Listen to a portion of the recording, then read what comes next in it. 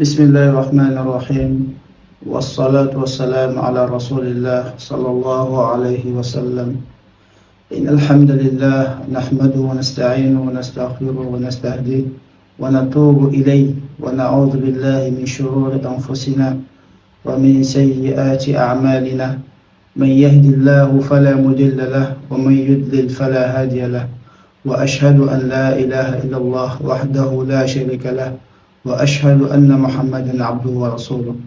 Alhamdulillah Rabbil Alamin. Toutes les louanges sont à Allah, et digne d'être loué, d'être glorifié. Nous cherchons refuge auprès d'Allah contre le mal de nos actions et de nos âmes. Celui que Allah guide, personne ne peut l'égarer. Celui qui l'égare, personne ne peut le guider. J'atteste donc qu'il n'y a de Dieu qui mérite d'être adoré, excepté lui seul, Allah subhanahu wa ta'ala. Et j'atteste que Mohammed est son serviteur et son envoyé. Bienvenue, très chers frères et sœurs à la foi. Alhamdulillah Rabbil Alamin. Et comme le dit l'anecdote, à chaque chose, sa parole. Et aujourd'hui, nous sommes là pour nous rappeler, pour avertir nos frères et nos sœurs d'un événement qui va voir le jour dans les jours à venir. Et quel est cet événement-là? C'est qu'il y a des communautés à travers le monde qui vont célébrer la naissance de leur divinité, de leur Dieu. Et nous constatons, le constat il est malheureux, c'est que beaucoup de nos frères musulmans et musulmanes s'associent à cette commémoration ou à cet événement-là. Donc il y a du devoir du musulman d'avertir ses frères. Il y a du devoir du musulman qui veut le bien pour lui, qui veut le bien pour ses co-religionnaires, de les informer de la gravité de ce qu'ils vont entreprendre. Et pourquoi cela est grave? C'est que cette fête-là est une commémoration de la naissance de leur Dieu. Ces choses-là qui sont contraires à nous, notre religion, qui sont contraires à notre doctrine. Et c'est une abomination, c'est un blasphème à l'égard d'Allah subhanahu wa ta'ala. Mais tu trouveras certains parmi nos frères musulmans, lorsqu'ils entendent ces paroles-là, ils disent non, ce n'est qu'une fête, non, la foi c'est dans le cœur. Mais mon frère, ma soeur, tu as tout faux. Le fait de commémorer, de faire cette fête-là, entache ta foi. Entache ta foi. Et si tu as la conviction que cela, il n'y a pas de mal en cela, si tu dis ces paroles par ignorance, tu peux t'être excusé. Mais si tu dis ces paroles-là avec la conviction qu'il n'y a pas de mal en cela réellement, alors il faut revoir ton état. Ton état il est très critique. Pourquoi je dis cela? Allah subhanahu wa ta'ala il dit dans le Coran. Il dit وَقَالُوا اتَّخَذَ الرَّحْمَنُ وَلَدًا. Il dit les gens ont dit que Allah a eu un enfant. وَمَا يَنْبَغِي لِلرَّحْمَنِ أَنْ يَتَّخِذَ وَلَدًا. Il n'appartient pas à Allah, au miséricordieux, d'avoir un enfant. وَمَا يَنْبَغِي لِلرَّحْمَنِ أَنْ يَتَّخِذَ وَلَدًا. إِنْ كُلُّ مَنْ فِي السَّمَاوَاتِ وَالْأَرْضِ إِلَّا آتِي الرَّحْمَنِ عَبْدًا. Il dit tout ce qui se trouve dans les cieux et sur la terre viendront à Allah subhanahu wa ta'ala comme étant des serviteurs. Donc à travers ce verset, nous voyons clairement l'interdiction de dire cette parole-là que Dieu a eu un enfant.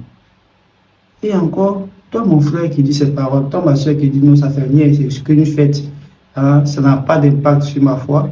Écoute, lorsque tu lis la sourate Ahad, la sourate Ikhlas, qui est la courte sourate du Saint-Coran, mais c'est la sourate là qui nous résume qui est notre Allah subhanahu wa ta'ala, qui est le Allah des musulmans.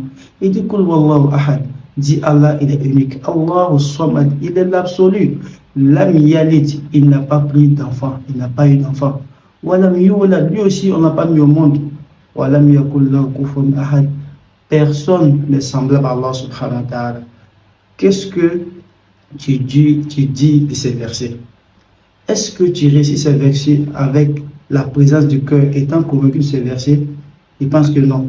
Parce que si tu étais convaincu de ce que tu disais, tu n'allais pas accepter de t'associer à cette fête-là. Imagine Imagine, tu viens trouver quelqu'un en train d'injurer ta maman ou en train de manquer de respect à ta maman. Est-ce que tu vas passer par là et lui dire, Joe, comment tu vas? Bonjour. Ouais, c'est ça comment? Ça va un peu? Il faut continuer ce que tu fais. Est-ce que tu vas dire ça? Non, mais tu vas t'emporter. Tu vas vouloir chercher à comprendre. Tu ne vas pas chercher à comprendre, tu vas t'emporter. Tu vas euh, t'opposer à cela, farouchement même. Et voir même, tu vas le porter main. Pourquoi? Parce qu'il manque de respect à ta mère. Or, ces personnes-là, ils manquent de respect à qui? À Allah subhanahu wa ta'ala. Toi-même, ton Seigneur, celui qui t'a créé, celui qui t'a demandé de l'adorer, seul sans rien lui associer. Mais eux, ils se permettent de donner un partenaire à ce Allah-là devant toi et tu t'associes à cette fête-là. Quel est ton état? Est-ce que tu peux dire que tu aimes ton Seigneur Allah subhanahu wa ta'ala? Par contre, si c'est ta maman, alors tu es prêt à agir. Elle qui est une créature, mais lui qui est le créateur de ta mère, est-ce que de toi-même? Hein? Celui qui a créé tout cet univers-là, celui à qui on doit tout, on lui accorde ses blasphèmes. Et lui-même il dit que c'est un blasphème. Il dit, lorsque les Nassara ont tenu ces propos, et le ciel voulait s'effondrer, voulait tomber, et la terre voulait s'effondrer, tellement cette parole est grave. Et toi, le musulman, tu te permets d'associer en disant que ça fait rien. Bref, mon frère, ma soeur, c'est juste un rappel. C'est un rappel pour celui qui a un cœur pour comprendre et pour méditer. Et durant ces moments aussi, il y a, après la commémoration de la naissance de leur Dieu, il y a ce moment-là qu'on appelle la Saint-Sylvestre, qu'on appelle le 31 décembre. Aussi, il donne de l'importance à ce jour, il fait ce jour. Mon frère, ma soeur, faisons des recherches un peu sur Internet. On est tous connectés aujourd'hui, on a Google, on a tout ça. Il y a les applications qui sont là, les IA et autres là-bas. Tapez là-dessus l'origine de Noël, l'origine de la Saint-Sylvestre. Ils vont vous expliquer. Et quand tu vas lire cette explication, toi-même, il faut regarder leurs explications. Eux-mêmes qui ont créé l'application, regarde leurs explications et compare cela avec ta croyance. Est-ce que ça va ensemble? Et tu verras que ça ne colle même pas. Eux-mêmes, au sein de leur communauté, ils n'ont pas fait l'unanimité sur ces choses. Mais pourquoi nous qui ne sommes pas dans leur communauté, on se sent concernés par leur fête? Nullement. On n'est ni de près ni de loin concernés par cette fête-là. Au contraire, nous devons eux-mêmes les exhorter à revenir à l'adoration d'un seul Dieu unique, au monothéisme. À la base, le message de Jésus, alayhi salam, c'était l'enseignement de l'adoration d'une divinité unique qui est Allah subhanahu wa ta'ala. Mais après lui, il y a eu des altérations dans son message et d'où l'apparition de la Trinité qui a été défendue par ce pape-là qu'on appelle Saint Sylvestre. Et on lui a dédié ce jour-là afin de le commémorer, d'être reconnaissant envers lui. Et Allah subhanahu wa ta'ala dit dans son Coran, لَقَدْ كَفَرَ الَّذِينَ قَالُوا إِنَّ اللَّهَ ثَالِثُ ثَلَاثَةٍ. Il dit, on mécrit ceux qui prétendent que Allah est le trois des trois, donc la Trinité, le Père, le Fils et le Saint-Esprit. Donc tout musulman qui ne considère pas ceux qui croient à cette doctrine de la Trinité comme étant des mécréants, Allah lui-même est mécréant en réalité. Parce que ce n'est pas le message de Jésus, ce n'est pas le message des prophètes à la base. Eux tous ont prêché l'adoration d'un Dieu unique. Donc ça c'est un rappel toujours, car Allah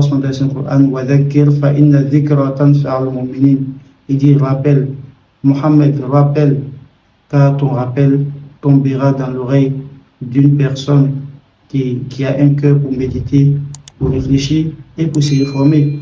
Mais dans tous les cas, il y a toujours des cas. Voilà, il y aura aussi des personnes qui vont zapper, qui vont dire oh, c'est la même chose là, ça fait rien. La foi c'est dans le cœur. La foi c'est dans le cœur. Je n'en disconviens pas. Mais aussi la foi se matérialise par les actions qu'on pose. C'est ce qui est dans le cœur qui se reflète à les actions. Quand on n'a pas la bonne compréhension, qui nous facilite la mise en pratique. Notre religion d'islam est à l'image, si vous voulez, de notre mère à qui on tient tant, à qui on sait que nous sommes là pour elle, Nous existons par son intermédiaire. C'est elle qu'elle a choisi pour nous porter, dont nous devons tout. De la même manière aussi, l'islam est la chose qui est notre raison d'être, car Allah nous a créés pour l'adorer à travers l'islam et l'adorer sans rien lui associer. Et l'islam, c'est cette religion-là qui nous accorde le bonheur ici-bas et le bonheur dans l'au-delà.